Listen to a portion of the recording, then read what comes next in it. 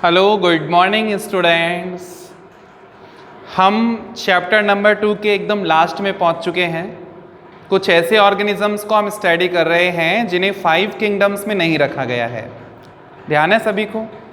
Virus, viroid, prion and lichens. इनमें से हम वायरस को तो स्टडी कर चुके हैं, कुछ दूसरे ऑर्गेनिजम्स भी हैं, एक बार हम उनके बारे में बात करते हैं, फिर उसके बाद हम न्यू चैप्टर स्टार्ट करेंगे, है ना। आज हम 3 ऑर्गेनिजम्स के बारे में चर्चा करने वाले हैं। कौन कौन से देखना एक बार।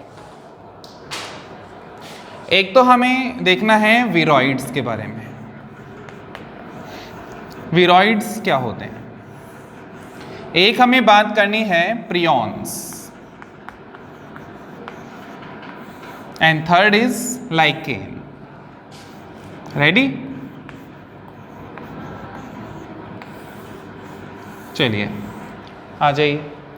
देखिए, वायरस और विरॉइड कुछ मैच सा हो रहा है ना, नेम कुछ मैच सा हो रहा है। वायरस एंड विरॉइड, हाँ मैच हो रहा है, क्योंकि वायरस और विरॉइड एक जैसी ही चीज़ें हैं, थोड़ा सा डिफरेंस है। एक तो ये कि वायरस की बॉडी में हमने ये देखा था कि आउटर साइड में प्रोटीन लेयर थी और उस प्रोटीन लेयर के इनर साइड में कौन था? Nucleic acid. अब वो न्यूक्लिक एसिड की फॉर्म में डीएनए भी हो सकता है, आरएनए भी हो सकता है। ये हम लास्ट क्लास में बात कर चुके थे। वायरस एज इट इज ऐसा दिखाई देता है, समझ गए थे सभी। लेकिन अभी हमें वायरस की बात ही नहीं करनी है, हमें विरॉइड की बात करनी है। विरॉइड वायरस से भी स्मॉलर होते हैं, स्मॉलर होते हैं। वाई?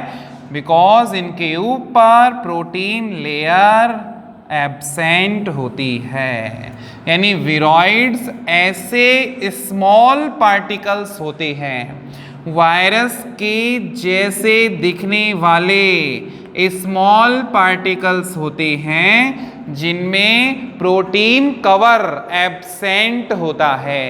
ओनली क्या होता है? न्यूक्लिक एसिड होता है ना। और ये जो न्यूक्लिक एसिड है ये डीएनए होगा या आरएनए होगा? वायरस में तो दोनों में से कोई भी हो सकता है, लेकिन विरॉइड में ये न्यूक्लिक एसिड कैसा होता है? आरएनए होता है। और ये आरएनए भी क्या है? आरएनए का भी जो मॉलिक्यूलर वेट है वो बिल्कुल लॉ होता है। एक तो पहले ही स्ट्रक्चर स्मॉल है, ऊपर से जो आरएनए है वो भी लो मॉलिक्यूलर वेट वाला है। तो ये भी आपको ध्यान रखना है कि इनका जो आरएनए है इसका मॉलिक्यूलर वेट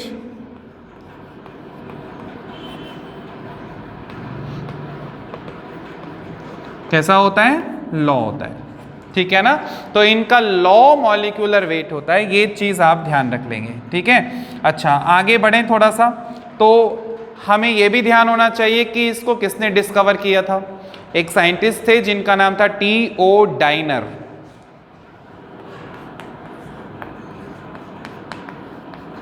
T.O. डाइनर नाम के एक साइंटिस्ट थे। ये बात हो रही है 1971 की। 1971 में इन्होंने सबसे पहले विरॉइड्स को देखा था। ये विरॉइड्स अक्सर प्लांट्स में डिजीज क्रिएट करते हैं, और वो डिजीज का एक एग्जांपल लें हम तो हम कह सकते हैं पोटैटो में एक डिजीज होती है, potato spindle tuber disease.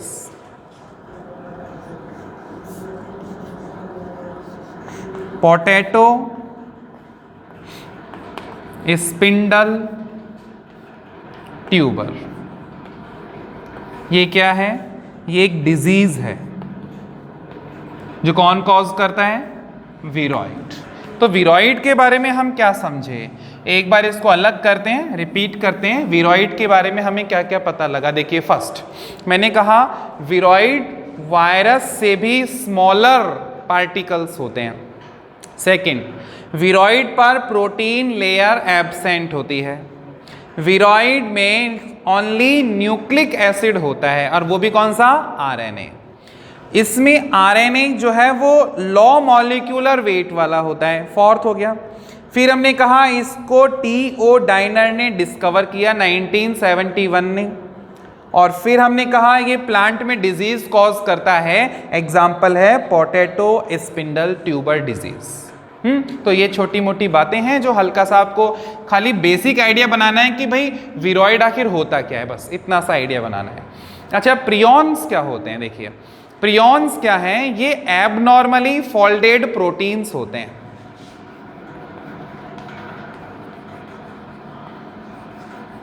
Abnormally folded proteins.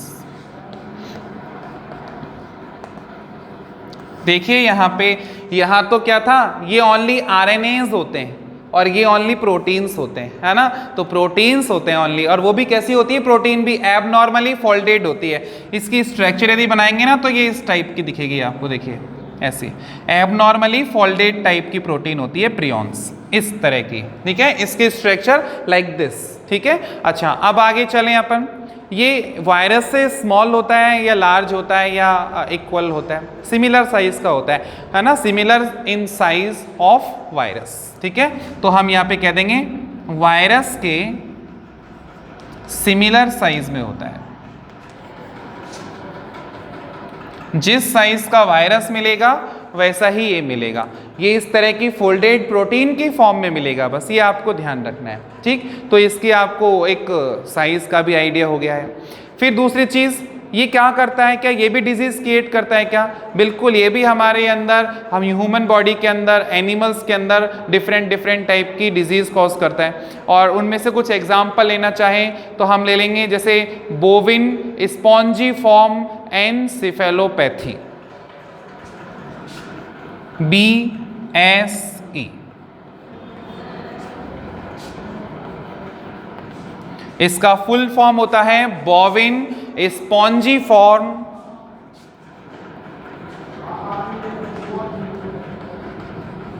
Encephalopathy.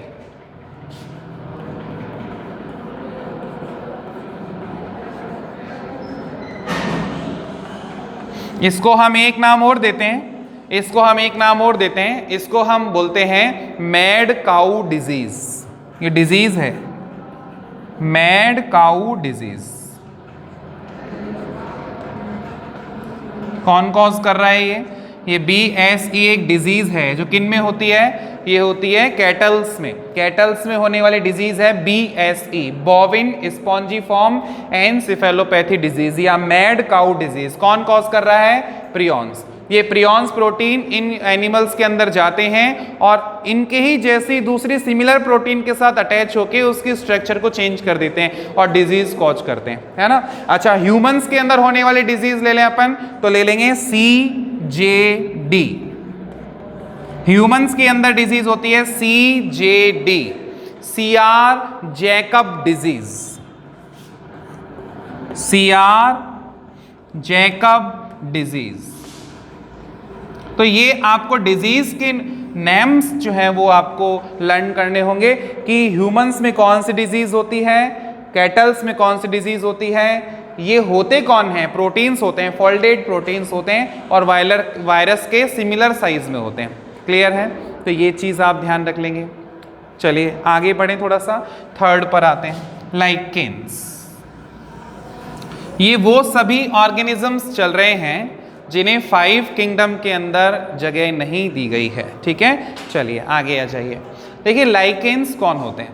Lichen एक सिम्बायोटिक एसोसिएशन होता है, सिम्बायोटिक एसोसिएशन लिखता हूं मैं, सिम्बायोटिक एसोसिएशन। अब ये सिम्बायोटिक एसोसिएशन क्या चीज होती है?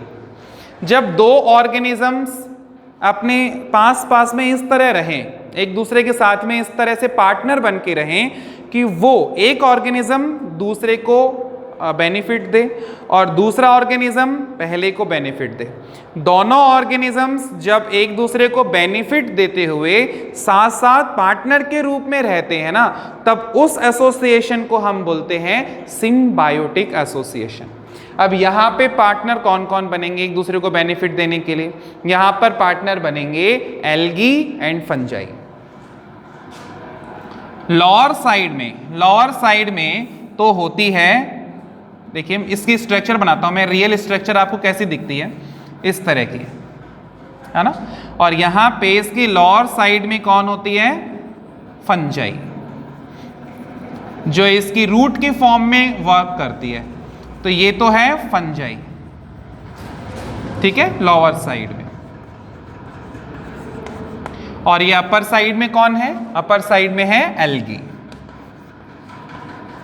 ठीक, तो ये एसोसिएशन किन के बीच हुआ, पार्टनरशिप किन के बीच हुई, एल्गी एंड फंजाई। ये दोनों इस तरह अटैच रहती हैं, एक दूसरे को इस तरह बेनिफिट देती हैं कि आराम से दोनों जिंदा रह सकें, है ना, सरवाइव कर सकें। अब ये क्या क्या बेनिफिट्स देंगे एक दूसरे को, देखिए फंजाई क्या करती है, बाहर से मिनरल्स को अब्सॉर्ब करती है, वाटर एब्जॉर्ब करती है, हेल्प करती है एब्जॉर्प्शन में, और इन दोनों को एब्जॉर्ब करके किसे प्रोवाइड कराती है, एल्गी को। और एल्गी क्या करता है, फोटोसिंथेसिस करता है, और फोटोसिंथेसिस करके फूड फॉर्मेशन कर लेता है। ये अपने अंदर फूड बनाता है फोटोसिंथेसिस से, सनलाइट की हेल्प से, और ये फूड किसको देता है, ये देता है फंजाई को। तो हेल्प कर रहे हैं ना दोनों एक दूसरे की।